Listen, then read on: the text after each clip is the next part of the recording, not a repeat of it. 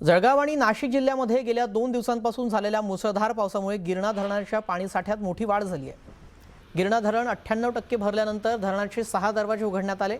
यामधून 14,856 क्युसेक वेगाने विसर्ग सुरू करण्यात आलाय। या विसर्गामुळे गिरणा नदीच्या पाणी पातळीत वाढ झाली आहे आणि नदीकाठच्या काही गावांमध्ये पुराची स्थिती निर्माण झाली आहे। प्रशासनाने नदीकाठच्या नागरिकांना सतर्कतेचा इशारा देत नदी पात्रात किंवा पुराच्या पाण्यात जाणं टाळण्याचं आवाहन केलंय। गिरणा धरणाचे 6 दरवाजे उघडण्यात आलेले आहेत, त्यामुळे नदीकाठच्या भागात पूरस्थिती निर्माण झालेली आहे। त्यामुळे नागरिकांनी पुराच्या पाण्यात जाऊ नये असं आवाहन करण्यात आलेलं आहे।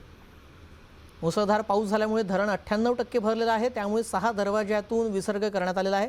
वेगाने विसर्ग सुरू आहे, त्यामुळे नदीपात्रात पाणी साठ्यात वाढ झाली आहे। त्यामुळे पूरस्थिती नदीकाठच्या गावात निर्माण झाली आहे। त्यामुळे प्रशासनाच्या वतीने नदीकाठच्या गावांना सतर्कतेचा इशाराही देण्यात आला आहे। चंद्रपूर जिल्ह्यामध्ये पावसाने दमदार हजेरी लावली आहे। दमदार पावसामुळे चंद्रपूर शहरासह जिल्ह्यातील पूर ओसरायला सुरुवात झाली आहे। घरांमधील पाणीही ओसरल्याने नागरिकांना मोठा दिलासा मिळाला आहे। दरम्यान पुरामुळे नागरिकांच्या साहित्याचं मात्र मोठं नुकसान झालंय।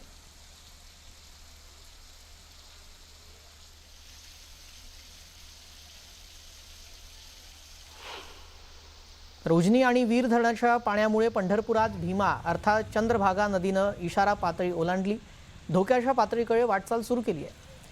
443 मीटरची इशारा पातळी ओलांडून भीमा नदी प्रवाहित होत आहे। सध्या भीमा नदीमध्ये 1,06,000 इतका विसर्ग आहे, तर नदीकाठच्या व्यसनारायण झोपडपट्टीमध्ये पाणी शिरण्यास सुरुवात झाली आहे।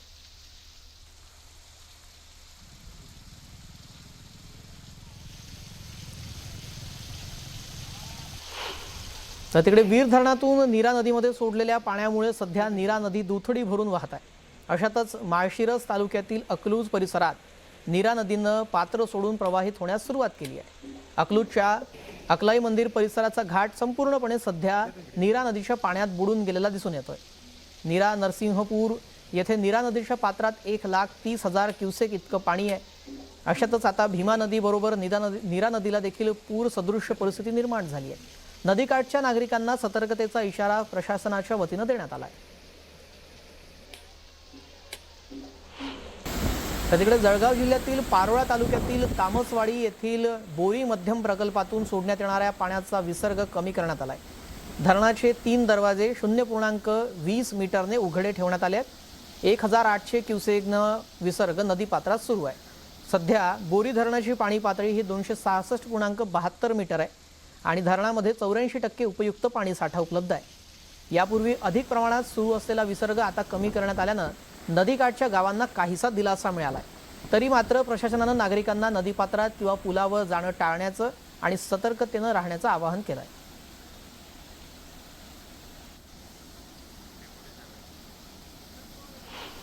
जळगाव आणि नाशिक जिल्ह्यामध्ये गेल्या 2 दिवसांपासून झालेल्या मुसळधार पावसामुळे गिरणा धरणाच्या पाणी साठ्यात मोठी वाढ झाली आहे।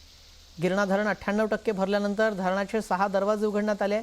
यामधून 14,856 क्युसेकनं विसर्ग सुरू करण्यात आलाय। या विसर्गामुळे गिरणा नदीच्या पाणी पातळीत मोठी वाढ झाली आहे आणि नदीकाठच्या काही गावांमध्ये पूरस्थिती निर्माण झाली आहे। त्यामुळे प्रशासनाने नागरिकांना सतर्कतेचा इशारा दिला आहे। मनमाड शहरासह इतर अनेक गावांना पाणी पुरवठा करणारे दिंडोरी भागामध्ये असलेले करंजवन धरण 90% भरले आहे। धरणातून 19,000 क्युसेकनं विसर्ग सुरू केला जातोय।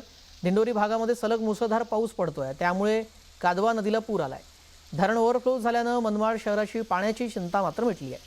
शहरातील पाण्यासोबत आजूबाजूच्या गावांचा सिंचनाचा प्रश्न देखील सुटला। तर तिकडे जळगाव जिल्ह्याची जीवनवाहिनी असलेल्या गिरणा धरणाच्या पाणलोट क्षेत्रामध्ये मुसळधार पाऊस झाला आहे। धरणातील जलसाठा वेगाने वाढतोय, यामुळे धरणाची 6 दरवाजे 60 सेंटीमीटरनं उघडण्यात आली आहे। गिरणा नदीपात्रामध्ये सध्या 14,856 क्युसेकनं विसर्ग सुरू आहे। पिलखोड, सायगाव आणि परिसरातील पूल पाण्याखाली गेल्याने अनेक मार्गावरील वाहतूक पूर्णपणे ठप्प झाली आहे। यामुळे प्रशासनाने नागरिकांना सतर्कतेचा इशारा दिला आहे।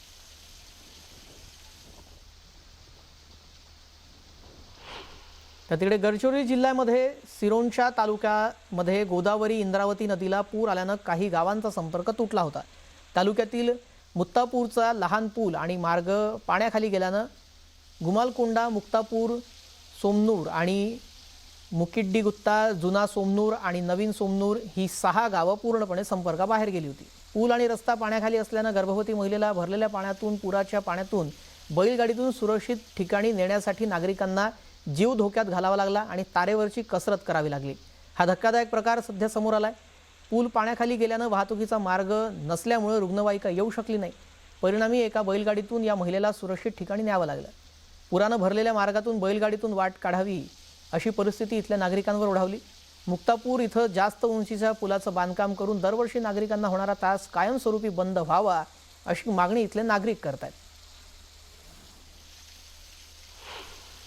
मागील 3 ते 4 दिवसांमध्ये नांदेडसह मराठवाड्यामध्ये दमदार पाऊस झाला आहे। या पावसामुळे नांदेड शहरातील विष्णुपुरी धरण 92% भरलंय। त्यामुळे नांदेडकरांच्या पिण्याच्या पाण्याचा प्रश्न मिटलाय। विष्णुपुरी धरणाच्या पाणलोट क्षेत्रासह छत्रपती संभाजीनगर, जालना, परभणी आणि जिल्ह्यात चांगला पाऊस झालाय। त्यामुळे विष्णुपुरी धरणात पाण्याची आवक वाढली आहे। मागच्या आठवड्यात विष्णुपुरी धरणामध्ये केवळ 33% इतकाच पाणीसाठा शिल्लक राहिला होता। परंतु मागील 3-4 दिवसात झालेल्या पावसामुळे गोदावरी नदीत पाण्याची आवक वाढली आहे। धरण 92% भरलंय। याच विष्णुपुरी धरणातून नांदेड शहराला वर्षभर पाणी पुरवठा केला जातो।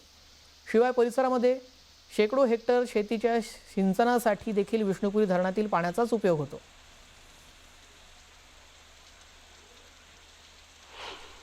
तर तिकडे सांगलीमध्ये कृष्णा नदीच्या पाणी पातळीमध्ये मोठी वाढ झाली आहे। कोयना धरणातून पाण्याचा विसर्ग झाल्यानं पाणी पातळीमध्ये 29 फुटांवर ही पातळी जाऊन पोहोचली। त्यामुळे नदीकाठच्या नागरिकांमध्ये सतर्कतेचं आवाहन इथले करण्यात आलेलं आहे। कृष्णा नदीची इशारा पातळी 40 फूट तर धोका पातळी 45 फूट आहे। जिल्हा प्रशासन आणि आपत्ती व्यवस्थापन यंत्रणा नदीच्या पातळीवर सातत्यानं लक्ष ठेवून आहेत। नदीकाठच्या गावांना सतर्कतेचा इशाराही देण्यात आला आहे। नागरिकांनी अफवांवर विश्वास न ठेवता प्रशासनाकडून दिल्या जाणाऱ्या सूचनांचं पालन करावं असं आवाहन केलं जात आहे।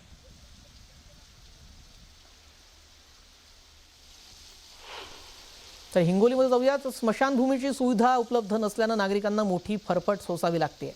गावामध्ये एका वृद्ध महिलेचं निधन झालं। यावेळी स्थानिक लोकांना ओढ्याच्या गुडघाभर पाण्यातून अंत्ययात्रा काढावी लागली। यावेळी नागरिकांना चिखल तुडवावा लागला। यामुळे नागरिकांकडून चांगला संताप व्यक्त केला जातोय। त्यामुळे गावामध्ये स्मशानभूमी आणि तिथे जाण्यासाठी रस्ता करण्याची मागणी देखील आता नागरिकांकडून केली जाते।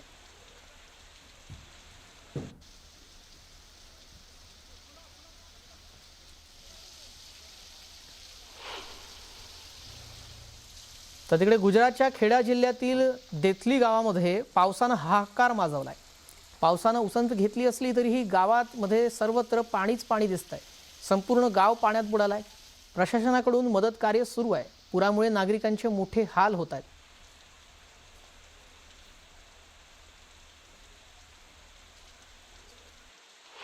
मैं मौजूद हूँ गुजरात के देथली गांव में। लगातार बारिश अभी थम गई है, पर जो स्थिति है वो जल भराव की अभी ऐसे है। अब जो अभी दृश्य दिख रहे हैं वो देथली गांव का है।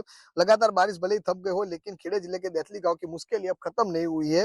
मेरे पीछे आप देख सकते हैं गांव की सड़कें आज भी पानी में डूबी हुई। हालात ऐसे है कि गांव की स्कूल, विद्यापीठ की संस्था और मंदिर तक से पानी से घिरे हुए हैं। गाँव में आने जाने वाला जो मुख्य रास्ता है वहाँ पे 6 से 7 फीट पानी भरा गया है, जिससे जनजीवन पूरी तरह प्रभावित हुआ है। बात की जाए पहली बारिश हुई का पानी अभी उतरा भी नहीं था, और दूसरी बारिश ने उतना हालत खड़ा कर दिया कि जो लोग हैं वो ट्रैक्टर में घूमने के लिए यहाँ पे बन रहे हैं। स्थिति कितनी गंभीर गांव पूछने के लिए फिलहाल हम ट्रैक्टर से पहुंचे हैं, और गांव की जो बात की जाए तो गांव की 1000 कुशी जल भूमि है वो पूरी जल भराव के कारण नष्ट हो गई है। उमंग पटेल, न्यूज 18 इंडिया।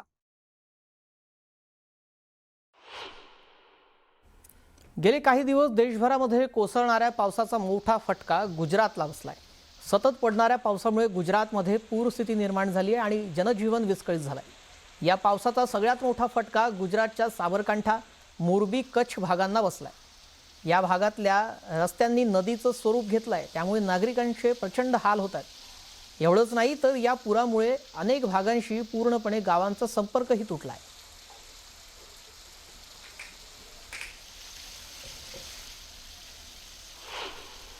मुसळधार पावसामुळे गुजरातच्या साबरकांठा या जिल्ह्यातील रस्त्यांना नद्यांचं स्वरूप आल्याचं दिसतंय। पुराच्या पाण्यामध्ये एक कार वाहून गेली। सुदैवानं कारमध्ये कुणीही नव्हतं, त्यामुळे कोणतीही जीवितहानी झाली नाही। या दृश्यांमध्ये आपण पाहू शकतो रस्त्यांना नदीचं स्वरूप आलेलं आहे आणि ही कार या प्रवाहामध्ये वाहून गेली। चक्क भली मोठी कार आहे आणि ही कार या पाण्यात वाहून गेली आहे। सुदैवानं या कारमध्ये कोणी नव्हतं, त्यामुळे जीवितहानी झालेली नाहीये।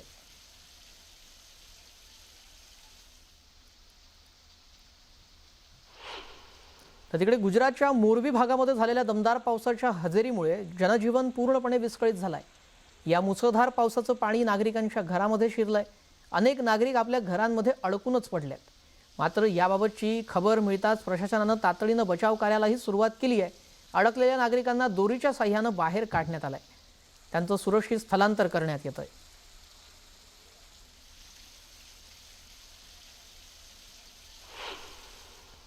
तर गुजरातमधील कच्छ येथे मुसळधार पावसानंतर अनेक गावांमध्ये पाण्याचा प्रवाह प्रचंड वाढला।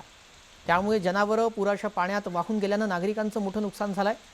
समोर आलेल्या व्हिडिओमध्ये एक म्हैस पाण्याच्या प्रचंड प्रवाहामध्ये एखाद्या खेळण्याप्रमाणे वाहताना दिसते। सुरुवातीला ती प्रवाहाशी झुंज देताना दिसली, मात्र नंतर पाण्यासोबत वाहत गेली। अखेर गावकऱ्यांनी स्वतःचा जीव धोक्यात घालून तिला सुरक्षित बाहेर काढलं। दरम्यान सततच्या पावसामुळे आणि पुराचं पाणी गावात शिरल्यानं संपूर्ण गाव जलमय झालंय। अनेक ठिकाणी गुडघ्यापेक्षा जास्त पाणी साचलंय।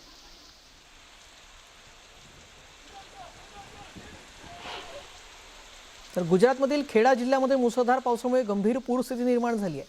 अनेक भाग पाण्याखाली गेलेले आहेत। शेती, घरं, रस्ते, शाळा, रुग्णालय आणि इतर इमारतींमध्ये पाणी शिरल्यानं जनजीवन विस्कळीत झालंय।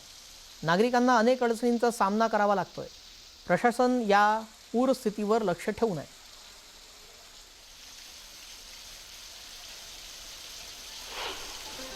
तर तिकडे केरळच्या कन्नूर भागामध्ये पावसानं दमदार हजेरी लावल्यामुळे अनेक ठिकाणी पाणी साचलेलं पाहायला मिळालं।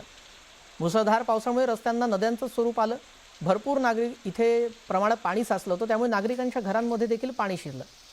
या पाण्यामध्ये घरातल्या सामानाची नासाडी झालीच आहे, पण त्याचबरोबर महत्त्वाची कागदपत्रही पाण्यात वाहून गेली आहेत। त्यामुळे उरलेल्या सामानातल्या जितक्या जीवनावश्यक वस्तू वाचवता येतील तितक्या वाचवण्याचा पूर्ण प्रयत्न सध्या इथले नागरिक करतायत।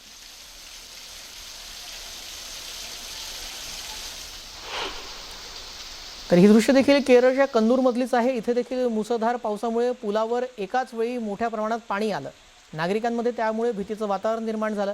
पाण्याचा प्रचंड वेग पाहून सर्व काही त्यात वाहून जाईल अशी परिस्थिती निर्माण झाली होती। अनेक ठिकाणी पावसाचं पाणी निवासी भागांसह घरांमध्ये शिरलं, त्यामुळे नागरिकांना मोठ्या अडचणींचा सामना करावा लागलाय। सतत सुरू असलेल्या पावसामुळे परिस्थिती आणखी गंभीर झाली आहे। नागरिक घरातील साहित्य वाचवण्याचा प्रयत्न करताना दिसतायत।